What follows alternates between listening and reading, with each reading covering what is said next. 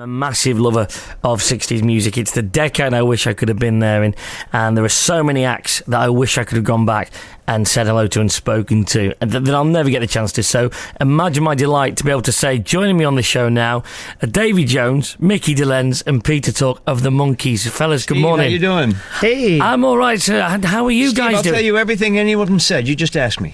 Now They listen. were talking about you. They wondered why you didn't go back. They wonder why I was never there in the first place. Right. No, seriously, I am, because unlike probably some of the other people who've interviewed you so far, I'm from that second generation of Monkees fans that discovered you in the 80s when I was growing up. So, can you tell the story from your own mouth to our generation as to how you got together? And how you first something, met. you're very lucky that you're not seeing some of those artists now, because Peter Noon's singing Mrs. Brown, You Got a Lovely Walker, and Tony Orlando's singing Knock 3 Times on the Ceiling If You Hear Me Fall, and Abba's singing Denture Queen. Yeah, it wasn't all great, was it? No. And Paul Simon's singing 50 Ways to Lose Your Liver. It's like, but we're the Monkees. Hey, come on, man. We're still alive and we're still kicking, You were the Willie first. Nelson's on the throne again, and Ringo Starr's singing I Get a Little Help from Depends. Whoa!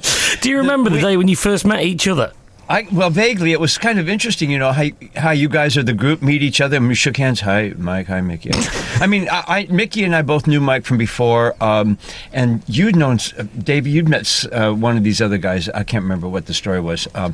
But we kind of did know each other a little bit. But yeah, when we first met each other, it was like, okay, what have I got myself in for, and who are these guys?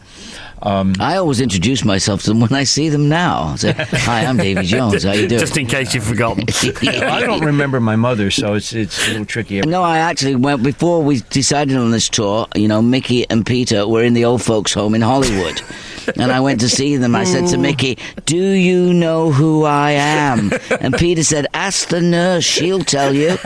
No, it's like ridiculous. It's not like that. We hadn't seen each other for ages, and all of a sudden, We have a we're lot of doing energy. shtick. We're going to jump up and down. We'll be at least clearing at least 2 inches off the stage. I'm tired from laughing with these guys, The chemistry's just still wanna get there. into this Yeah, we went out to dinner last night. My sides are still hurting. Honestly, it was like it was Les Dawson jokes coming out all over the place.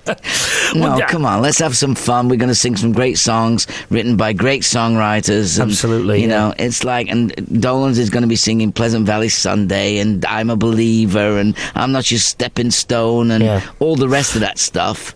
And Peter's going to be jumping around like a pork chop, and I'm like, That's Mr. Pork Chop. I'm still, everything still goes over my head. What can I tell you? The songs, you mentioned the songs are fantastic. They are still played on the radio to this very day. At the time, what was your kind of main focus? Was it the TV show? Was it the music? Because unlike a lot of the acts that were around at the time, you kind of had both to concentrate on, didn't you? Well, the Monkees project was initially a television show about this band, and we were cast. That took all our energy to begin with. Yeah. And then came the records, and we got interested in those, and then performing. And finally we wound up on stage. We find that's what we can do really well. That's kind of been handed down to a new generation now. So does that mean you kind of expecting a mixture of people in the audience for these shows? I've noticed in my solo shows over the years, it's now up to like three generations. Yeah. It's sometimes. When I play Disney World, I give a shirt away that says "Davy knows your mother." You know what I mean? So, it's like, 6 to 66, really. Yeah. I think if you ask Mick Jagger the same thing, or Paul McCartney, or whomever it might be, they'll say the same thing. Music mingles souls, and therefore you were always. Wow. Well, that was a great phrase. Mingles souls. That's great, Jonesy. I mean, when you actually get down to it, I love listening to Jerry Marsden, and I love listening to all the bands from the 60s, but I love music in general. I'm only just introducing myself to the 80s. My wife is half my age. She grew up in the 80s, and so did her brother. Yeah. And all of a sudden, they're playing songs to me and say, that's a great song. That was a song I used to listen to, Friday on My Mind. And now all of a sudden you got, Take That, and a lot of the other bands are getting back together. And, why not? We love to play music, and we love to play these songs. When you go back on stage and you perform this great back catalogue of songs, is it sometimes tempting to maybe perform them in a different style to kind of keep it fresh, or is it important that you perform them as you did back there in the 60s?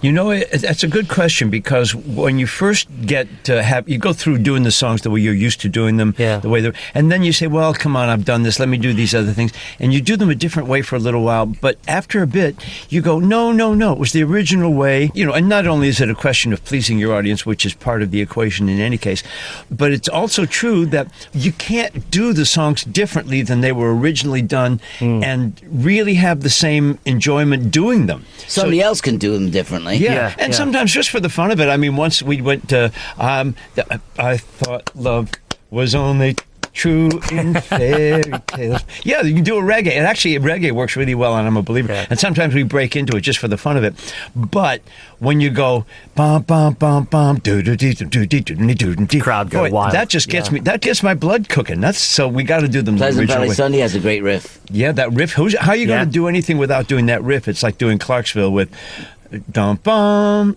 Do Clarksville with for the Daydream songwriters riff. Out there, if you can get a riff, that's right, or you get a good bridge, that hook, and then bridge. Just lead into it. We're waiting for it. We're waiting to hear the bridge. We're waiting to hear the riff. Yeah, and that's the secret to songwriting, I think. So many ways, and certainly in the '60s music and a lot of music that lives since then. Just never give up your dream. That's the secret. Is it tempting to go back and record some new music? Because I'm sure there'll be a stream of writers who are willing to write for you. Is that something you'd be interested at looking at? I'm not quite sure together if we would do that at this time. I mean, we all have our own careers other than the Monkees. Yeah. You know, Mickey's appearing right now in Hairspray, and it's all to do with, enjoyment. And we love to perform. We love to show off and do that. And what better material could we have other than written by Neil Diamond and Carole King and Nielsen and Sedaka? Yeah, you got to say the Monkees songbook is one of the 3 or 4 greatest songbooks of all pop music history. And I say that undue with pride. You can stand back and say songs, that. Yeah, that's what I think. I only hope the kids that are making music today have the same sort of feeling, 45 years later as we do right now. I mean, it's, you just don't take it as, Some granted. of them will. Some of them will. I hope they do. Yeah, I'm sure that.